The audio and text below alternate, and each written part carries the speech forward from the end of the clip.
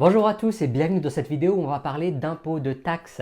Depuis le 1er janvier 2017, les personnes qui pratiquent le LMNP, donc la location en meublé non professionnel, et qui font de la location courte durée, donc location saisonnière, sont parfois assujettis au RSI. Donc vous savez, le RSI, c'est le régime social des indépendants, en quelque sorte la sécurité sociale des indépendants, auquel tous les indépendants sont soumis. Et depuis le 1er janvier 2017, eh bien, certains LMNP qui font de la location saisonnière sont également assujettis au RSI.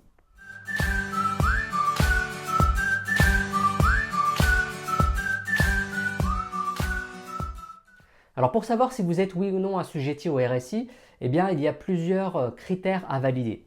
Alors tout d'abord, cet assujettissement au RSI des LMNP ne concerne que les personnes qui font de la location en court séjour, donc la location de passage ou appelée aussi la location saisonnière. Elle ne concerne que ces personnes-là, donc si vous êtes en LMNP et que vous faites de la location plutôt traditionnelle ou alors que vous faites de la colocation en meublé, eh bien vous n'êtes pas soumis au RSI. Ça ne concerne vraiment que les personnes qui font de la location saisonnière. Ça ne concerne que cette catégorie de personnes, mais on va rentrer un petit peu plus dans le détail. Ça ne concerne que les personnes qui font de la location courte durée et qui réalisent des recettes égales ou supérieures à 23 000 euros par an. Donc quand on parle de recettes, on parle de chiffre d'affaires, on ne parle pas de bénéfices. Si au cours de l'année, vous avez réalisé 23 000 euros de chiffre d'affaires, donc de location de nuitée, eh bien dans ce cas-là, vous rentrez dans l'assujettissement au RSI. Si vous êtes au régime du réel, donc le réel simplifié, c'est ce que je conseille assez souvent aux personnes qui réalisent de la location courte durée ou de la location même meublée traditionnelle, parce que c'est un régime qui est très avantageux. Alors encore une fois, c'est un conseil d'ordre général, je ne suis pas expert comptable. Consultez votre expert comptable pour choisir le meilleur régime fiscal pour vous, mais le fait est que c'est un régime qui est tellement avantageux que dès que vous faites un petit peu de travaux, dès que vous louez en meublé, eh bien ce régime est très intéressant. Et pour ces personnes qui sont en LMNP au réel, eh bien il y a deux options qui sont possibles si vous êtes assujetti au RSI, donc si vous entrez, je dirais, dans le cadre de ce qu'on a évoqué juste avant. La première des options que vous avez, c'est de vous affilier au régime des indépendants. Lorsque vous êtes affilié au régime des indépendants, le taux global de cotisation est d'environ 41% du résultat réel.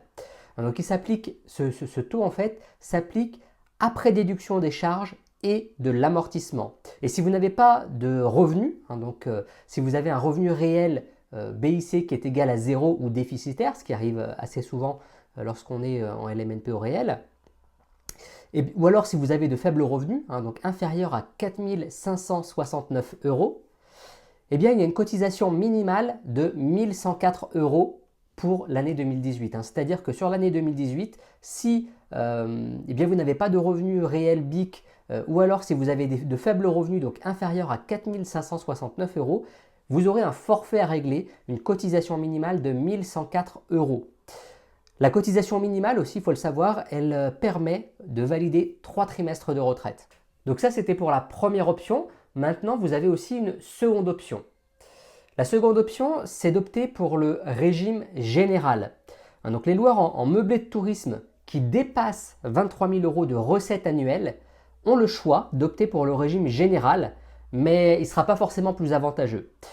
Dans ce cas-là, eh bien, les cotisations sont dues au taux, ce qu'on appelle au taux de droit commun, donc environ 47,6%. Alors, quel que soit le régime en fait que vous allez utiliser, que ce soit le réel ou le micro, eh bien, elles sont calculées sur les recettes diminuées d'un abattement de 60% ou alors de 87% si vous êtes dans le cas d'un meublé de tourisme classé. On va prendre un petit exemple. Imaginons un meublé de tourisme non classé. Vous avez réalisé 25 000 euros de recettes. On déduit un abattement donc de 60%, soit de 15 000 euros. Il nous reste donc 10 000 euros qui seront taxés à 47,6%, soit 4 760 euros de cotisation sociale annuelle.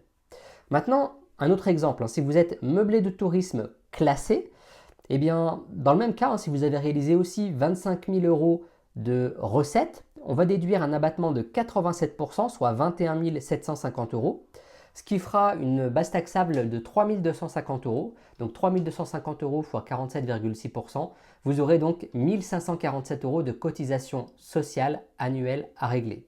Donc si vous êtes concerné par cette mesure au titre de votre exercice 2017, donc pour tout ce que vous avez pu encaisser sur 2017 qui serait à déclarer en 2018, eh bien je vous conseille vivement de faire appel à votre expert comptable, de vous rapprocher rapidement de votre expert comptable pour voir laquelle option est la meilleure pour vous, la moins pire, je dirais peut-être même. Soit vous affiliez au régime des indépendants, soit vous affiliez donc le régime des indépendants qui est le RSI, soit vous affiliez au régime général qui ne sera pas forcément plus avantageux pour vous. Donc ça c'est vraiment à étudier au cas par cas et pour ça, eh bien, je vous conseille très fortement de vous rapprocher de votre expert comptable. Lui seul sera le meilleur des conseillers pour choisir la meilleure option possible pour vous. Merci de votre écoute et je vous dis à très bientôt dans la prochaine vidéo.